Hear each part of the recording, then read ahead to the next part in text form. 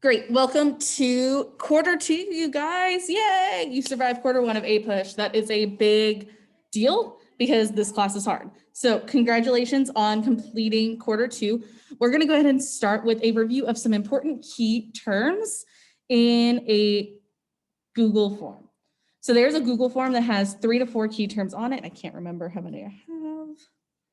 Let's see. Yes, you have a Do Now, which is a Google form that has 3 significant key terms in regards to today's lecture. We are going to take 4 minutes to complete this Google form. And when we come back, we are going to review these key terms together. So I have the timer set. You have 4 minutes to complete the key terms. On the Do Now, go ahead and get started. 4 minutes on the clock.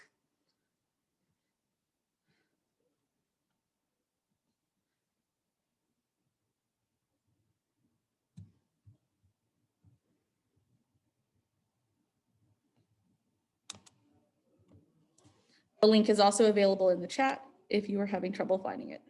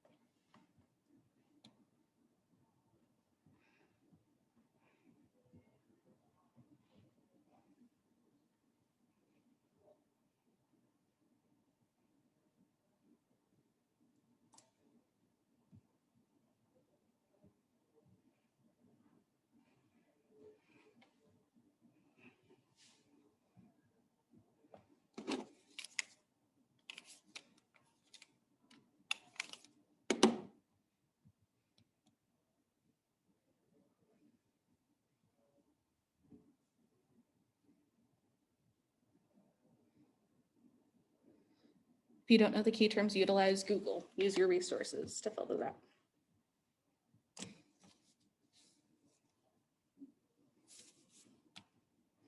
If you can't remember certain key terms, make sure you're utilizing your resources. You have 2 minutes left.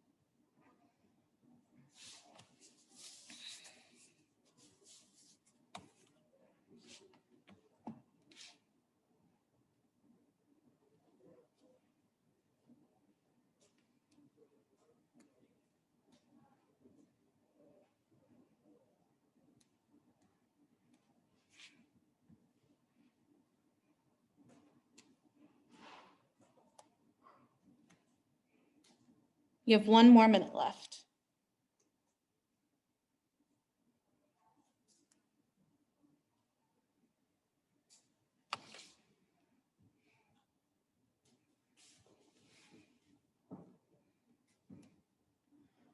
Thank you, Samaj and Alonso, for getting us started.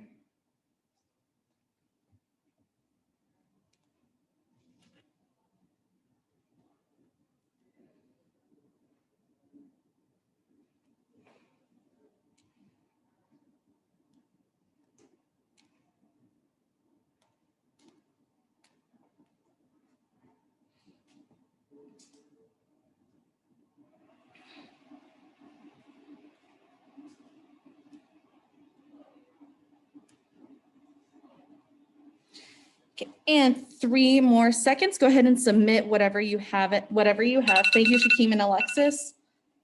Thank you, Caleb. Thank you so much.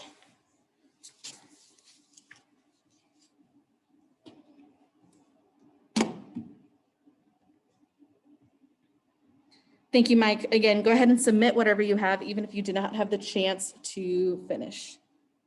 Thank you, Arabia and Kayla, for being ready with your cameras on.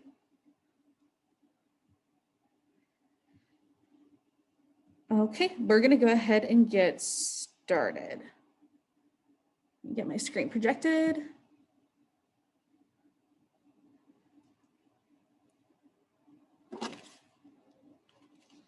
Awesome. Please go ahead and make sure that you have some paper out ready to take notes. Again, I apologize for not having those outlines ready for you.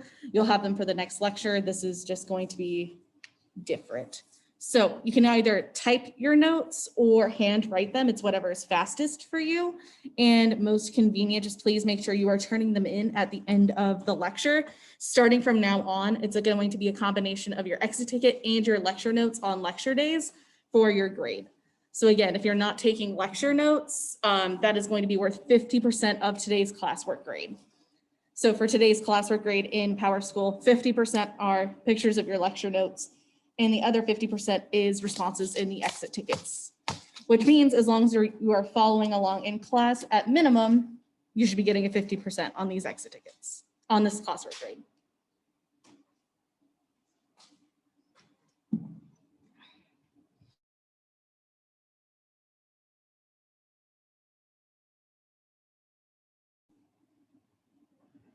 Okay, let's go ahead and get started. So today we are going to be zooming in on one of my least favorite historical figures, Andrew Jackson.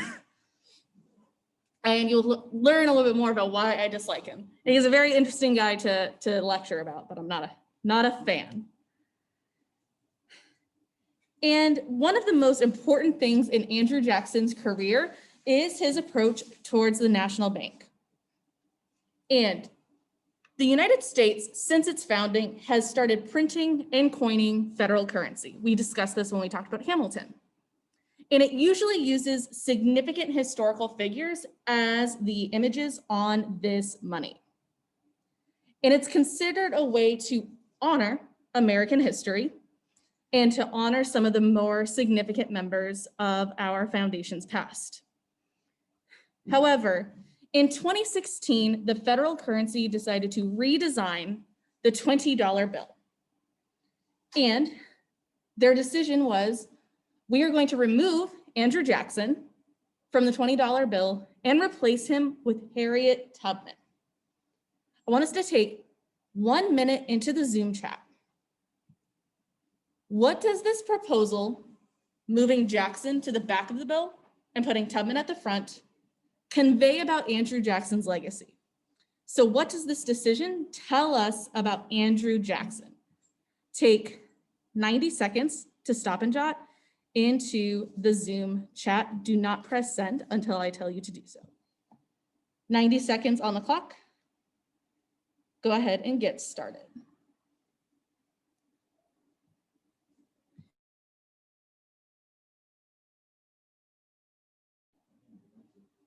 You need a pencil? Thank you.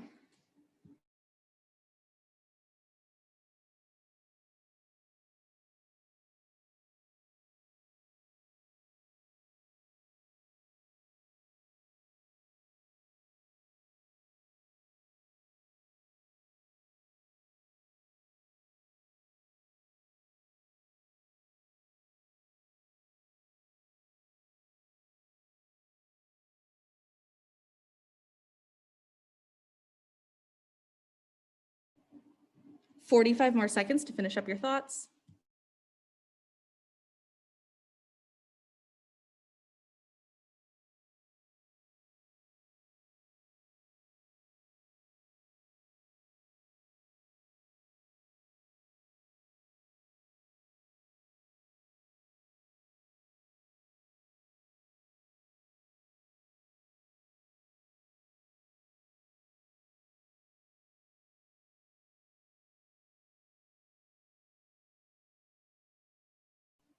10 more seconds. Go ahead and start submitting those responses. Thank you, Shakeem, for starting us off. Thank you, Alexis.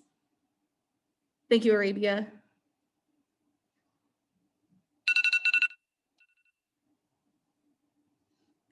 Giovanni, would you mind unmuting and sharing out what you just put in the chat? I said whatever you did wasn't exactly good or didn't positively impact people in the country. Exactly. I really like your perspective of now that he's being removed, that tells us that whatever impact he was having probably wasn't a positive one. That's very true. So today we are going to be looking at the age of Andrew Jackson, 1828 to 1848. At the very top of your notes, you should have this written down. As a reminder, lecture notes will be 50% of your classwork grade today. Is that easier for you guys to see?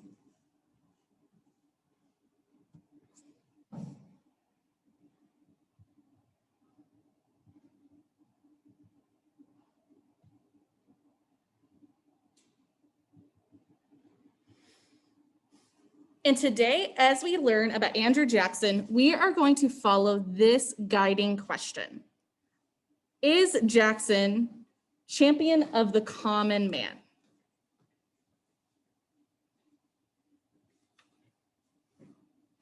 So again, we're going to be looking at Andrew Jackson from the perspective, is Jackson a champion of the common man? And in order to start that, we are going to start with his election. So a reminder, on the left-hand side of your notes, you should say a split decision. And then you are listening for the election of 1824 and the corrupt bargain. At the end of James Monroe's second term, so at the end of James Monroe's second term in 1824, the political system had been broken down. As a reminder, in the era of good feelings, we were marked by one political party. But now, in 1824, there were 4 candidates for the Democratic Republican Party. Again, 4 candidates for this political party ran for president in the election of 1824. So in your notes, it should say election of 1824, and that 4 candidates ran.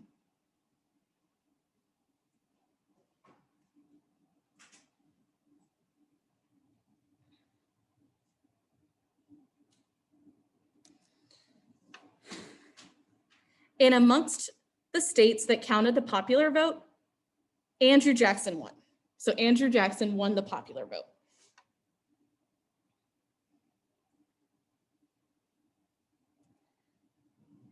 However, because none of the Electoral College voters had a clear majority, he was not declared president right away.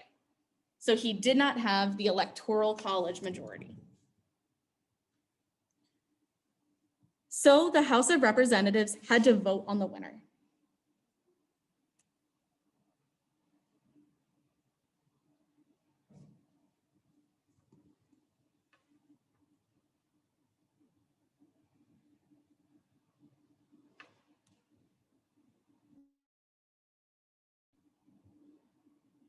And in the House of Representatives, we see the corrupt bargain take place.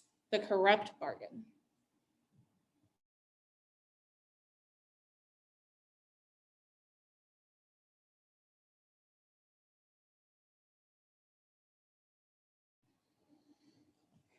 In the corrupt bargain, a famous member of the House of Representatives tried to use his influence to get people to vote for John Quincy Adams. So in the House of Representatives, people were campaigning for John Quincy Adams. And this made Jackson supporters absolutely furious.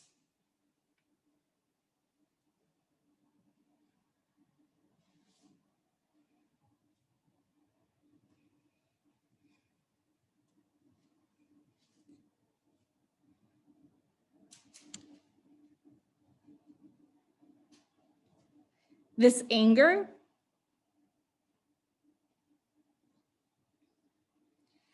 would lead John Quincy Adams to only serving one term.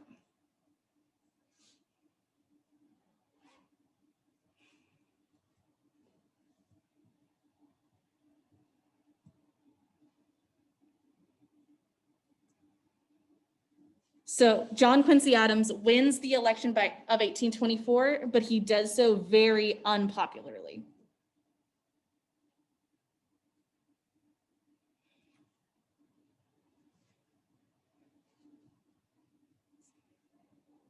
Which leads us to the presidency of John Quincy Adams.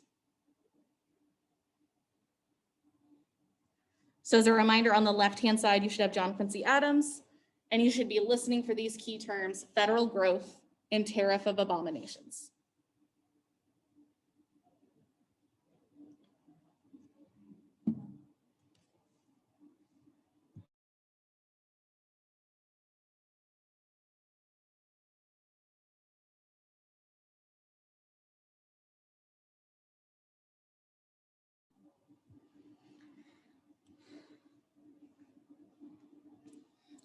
John Quincy Adams became an enemy of Jacksonian Democrats.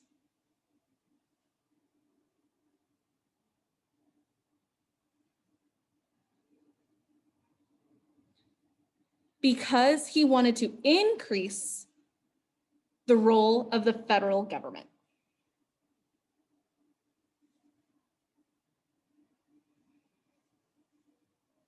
Again, John Quincy Adams becomes the enemy of Jacksonian Democrats because he wants to grow the federal government.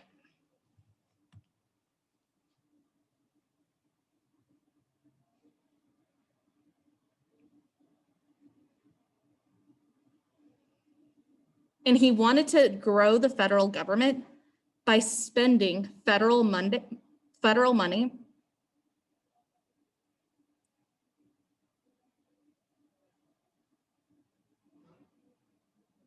on different improvements for the nation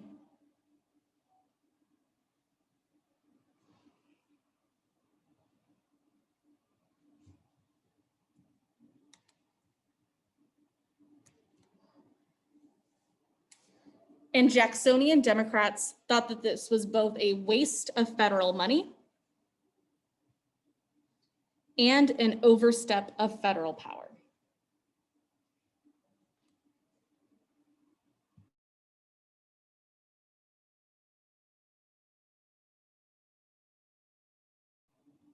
So again, they think that this is a waste of federal money.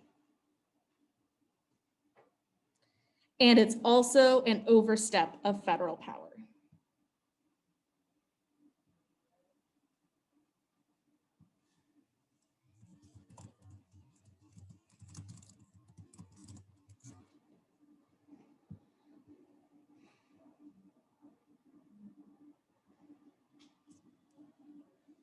The ultimate issue between Jacksonian Democrats and John Quincy Adams is the tariff of abominations.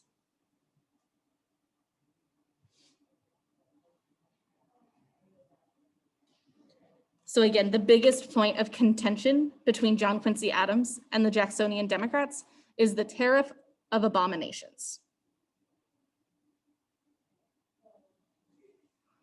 It was signed into law in 1828.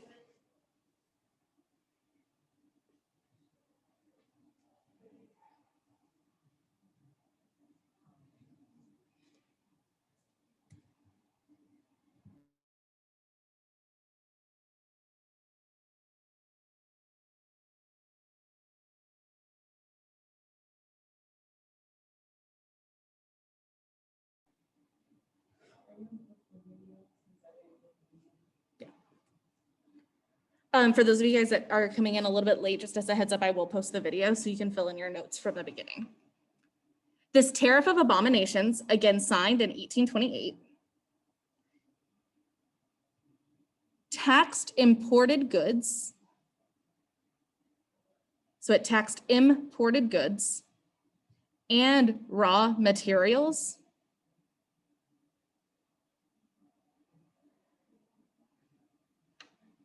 that were super important for the South. So again, these goods are important to the South.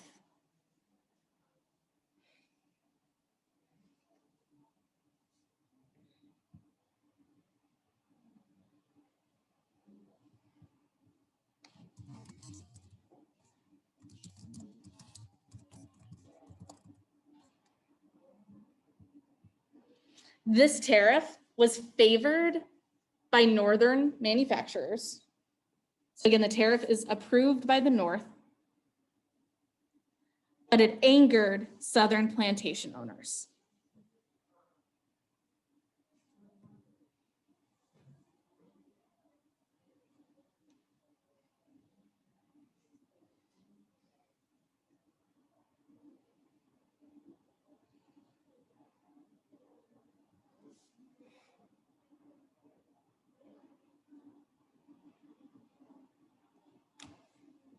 And this tariff would ultimately destroy the legacy of John Quincy Adams. Which leads us to the rise of the common man, Andrew Jackson. Common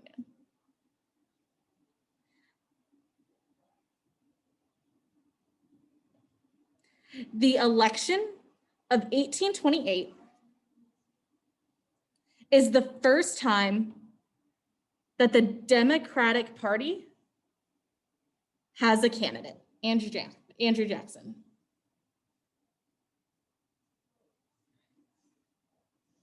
Again, 1828 is the first time that the Democratic Party has a nominee.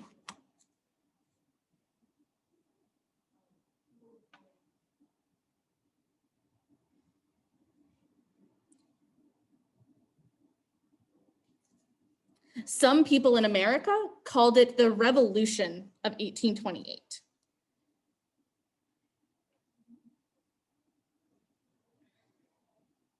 Because of Jackson's clear victory.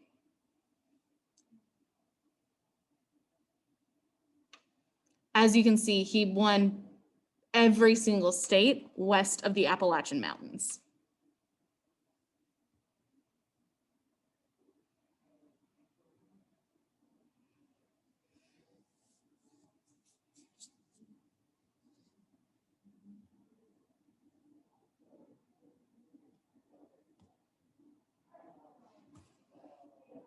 It's during the Jackson presidency that we see the end of the Democratic Republican Party. The Democratic Republican Party splits into the Democrats, who are supporters of Jackson,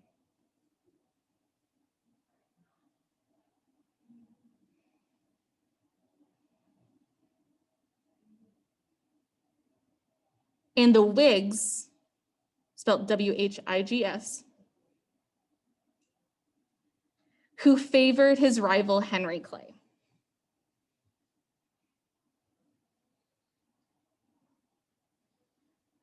Jacksonian Democrats tended to be from the South, and the Whigs tend to be from the North.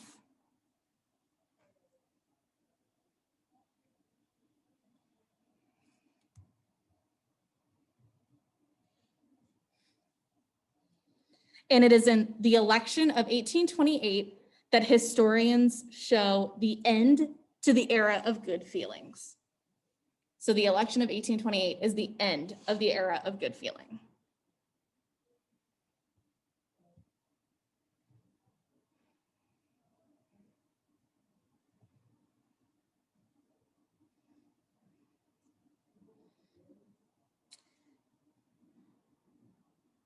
First, we're going to look at Andrew Jackson's native policies, which to me are some of his most atrocious things that he does as president. Jackson's vision for democracy does not extend to American natives.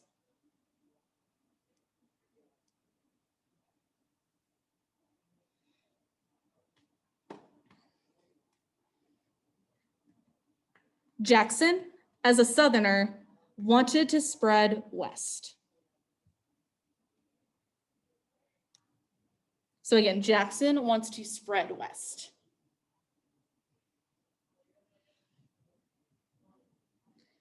And so he signs the Indian Removal Act.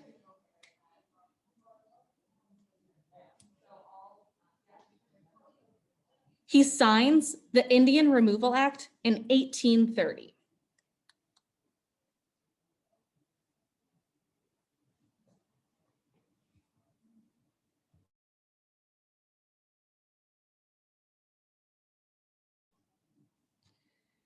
And the Indian Removal Act forced resettlement of thousands of Native Americans.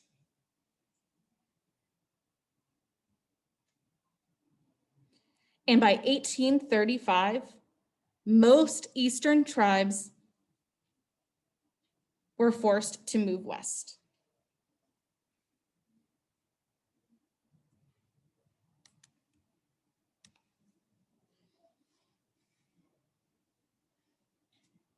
Jackson in 1836 creates the Bureau of Indian Affairs.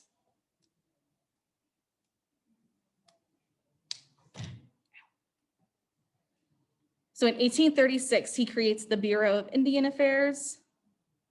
And the goal of the Bureau is to help resettled tribes.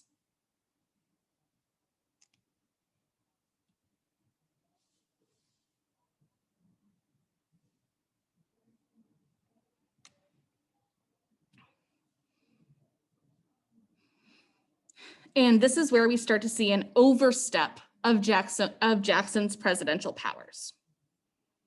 In 1832, the Supreme Court hears the case Worcester versus Georgia.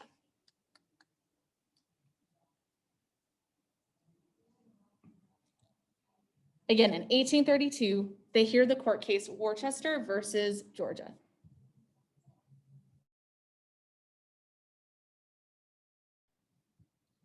In Worcester versus Georgia, the Supreme Court argues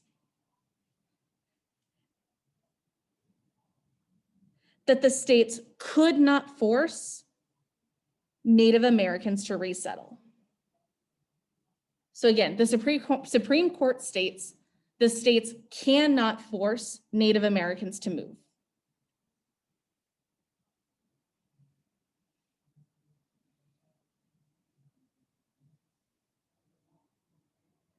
But Jackson refuses to accept their ruling.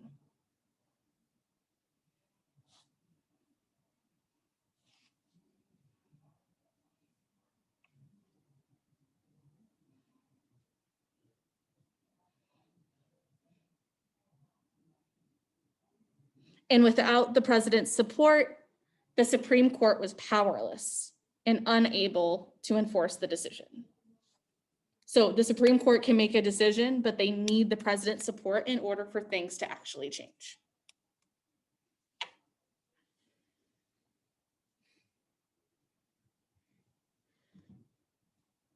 Which leads us to the reign of what some will call King Andrew.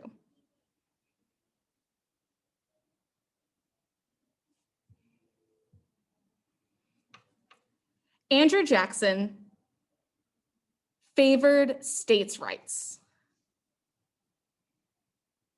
So he favored states' rights, but he wanted to make sure that the country remained united.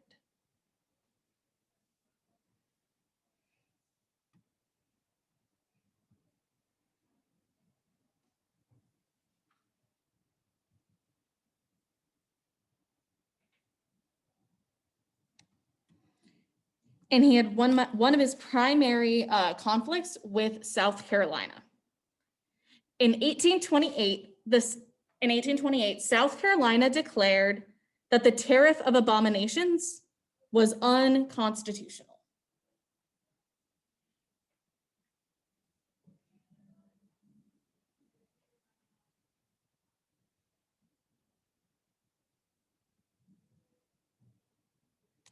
Which leads us to the nullification crisis.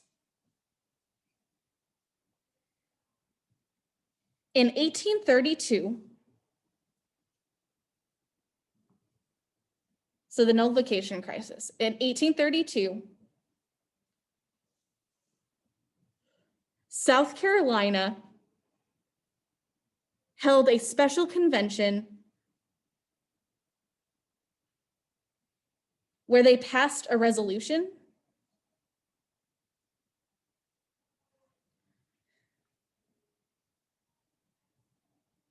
which disallowed the collection of tariffs in the state. So what this means is South Carolina is telling the federal government that legally they cannot collect tariffs within their state.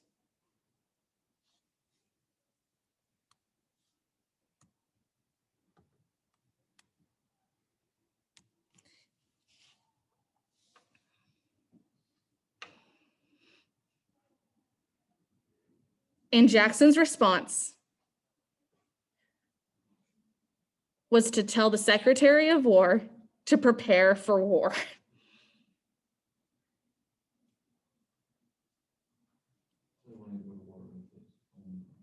Yes.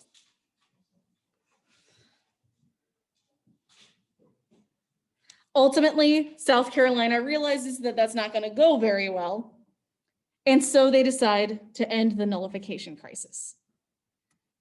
So while Jackson supports states' rights, this is a moment that shows that he is willing to flex federal authority.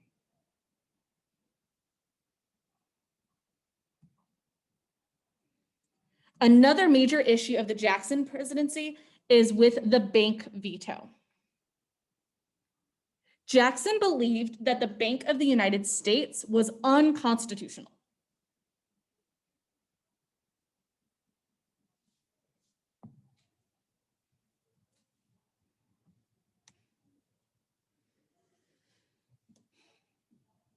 Jackson argued that the bank only served the wealthy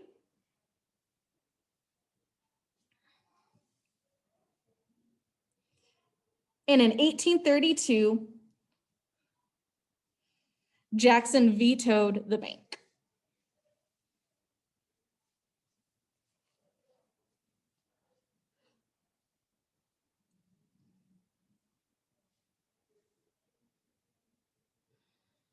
Ultimately, voters agreed with him and he won re-election. So again, I think it's ironic that the guy that wanted to veto the bank is on currency. Again, I have feelings. These are things that you get hyped up about as a historian. I know it's weird. Okay, I'll give us 30 seconds to finish jotting down notes about the bank veto.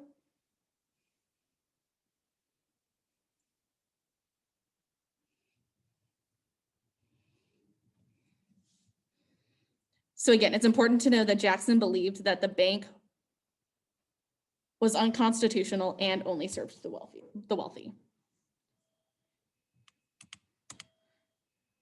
We're now going to transition into some of the societal moves of this era, starting with the Second Great Awakening.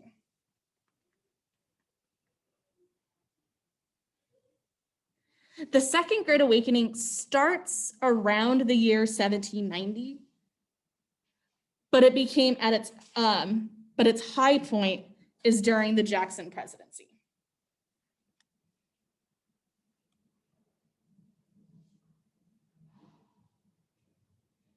So like the First Great Awakening, the Second Great Awakening was an evangelical movement which affected Protestant Christians.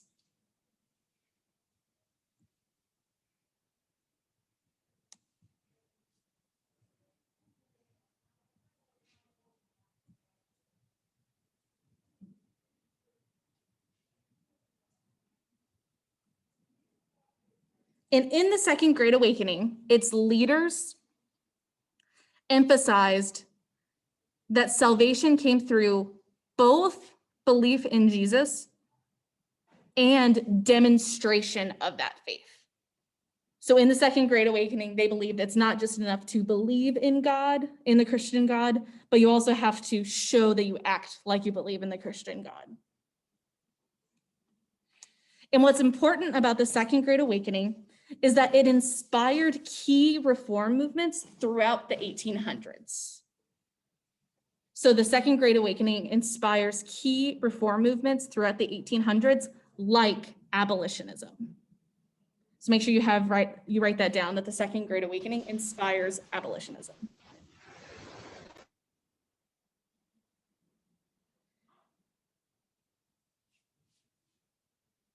Because people began to feel a moral obligation to improve society.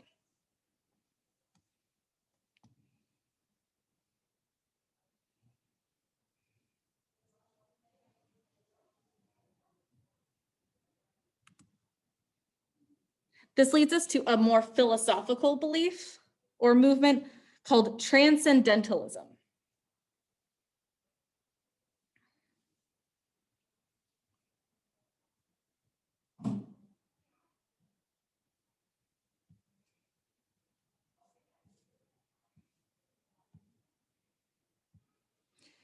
Transcendentalism was most popular in New England.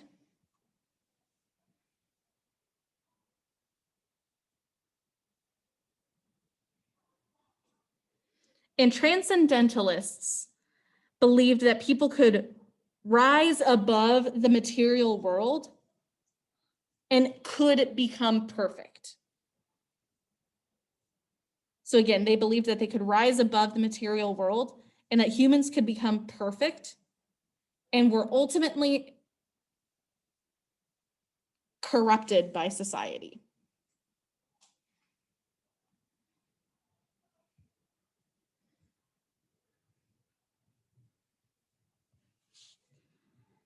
Ralph Waldo Emerson, his name's on the board, so just make sure you write down Emerson.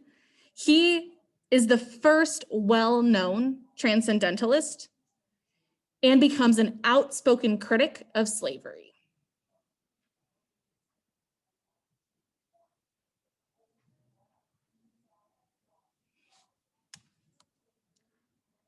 Again, make sure you're continuing to write notes, as these will be part of your grade for classwork today.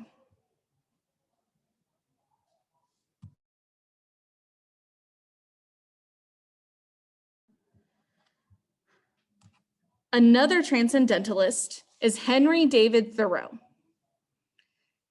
who was most popular for his essay on civil disobedience. He wrote On Civil Disobedience in 1849.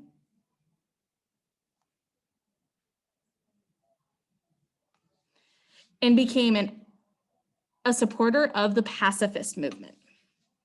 So Thoreau believed that the best way to be involved in society is to be a pacifist. And he becomes one of the primary influences on Martin Luther King Jr.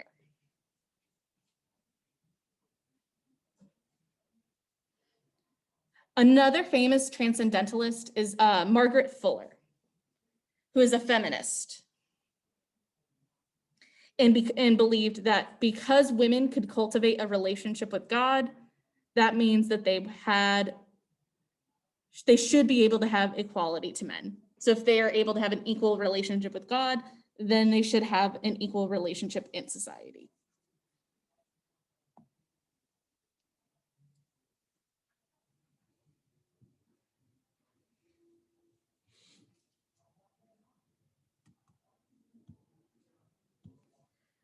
We're now going to skip to the anti-slavery and abolition movements.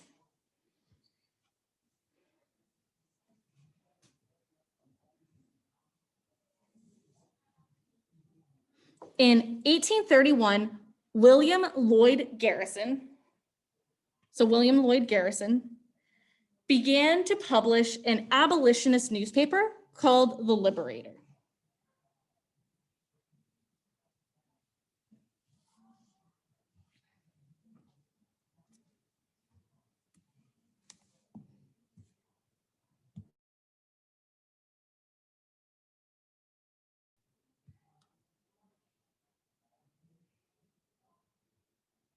He also founded the American Anti-Slavery Society in 1833.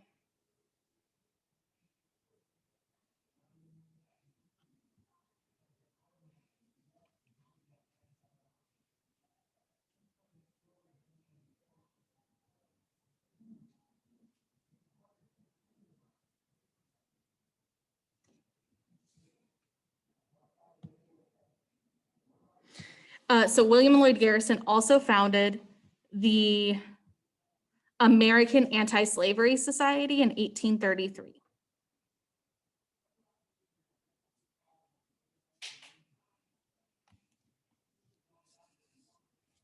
Frederick Douglass also becomes a famous abolitionist at this time period as a self-emancipated man. And when I use the term self-emancipated, which you'll hear frequently as we get into the abolitionist movement, this means that this was somebody that was able to free themselves out of bondage through escape. So like I will refer to Frederick Douglass and Harriet Tubman as like self-emancipated people.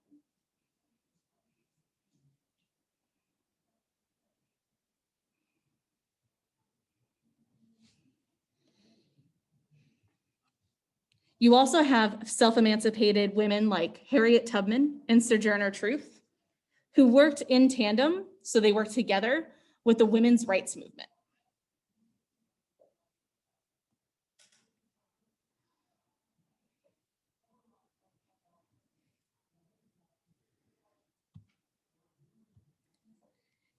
And we're going to finish very quickly because this is going to be for your independent work tomorrow. During our asynchronous day, you are going to be zooming in on the early women's rights movement. So this is important context for you to be successful for tomorrow's assignment.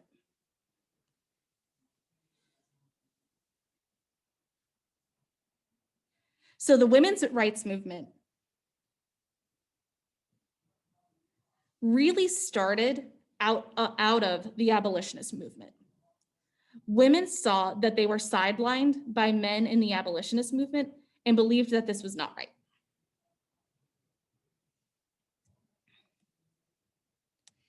And so an outgrowth of this starts in Seneca Falls in 1848. In 1848, it is the first women's rights convention. So Seneca Falls is the first women's rights convention where the women write a document called the Declaration of Sentiments. The Declaration of Sentiments. And in the Declaration of Sentiments, these women demand female equality.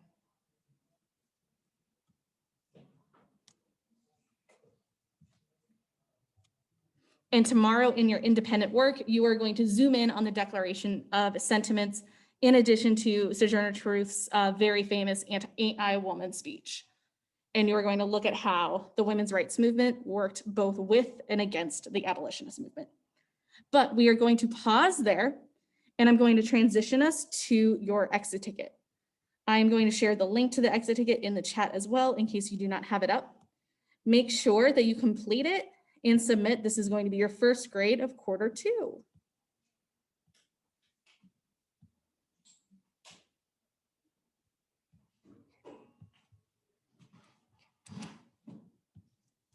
Your exit ticket is now available in the chat. Feel free to chat me if you have any questions. Please use the remainder of the time to submit it.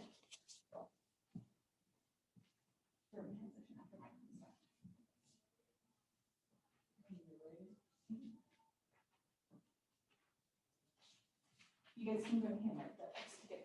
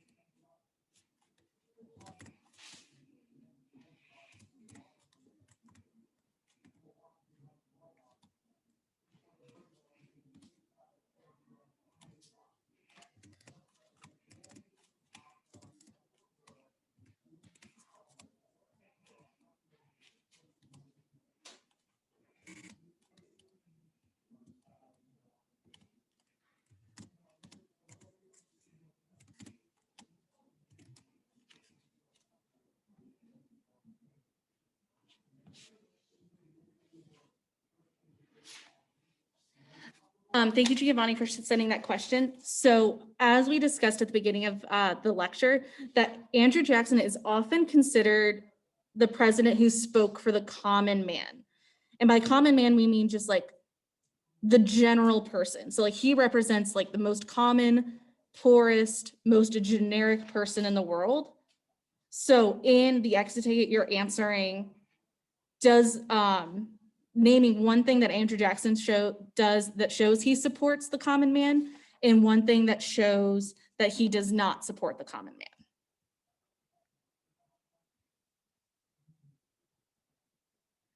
Thank you, Alonzo, Kayla, and Dwayne. You may go.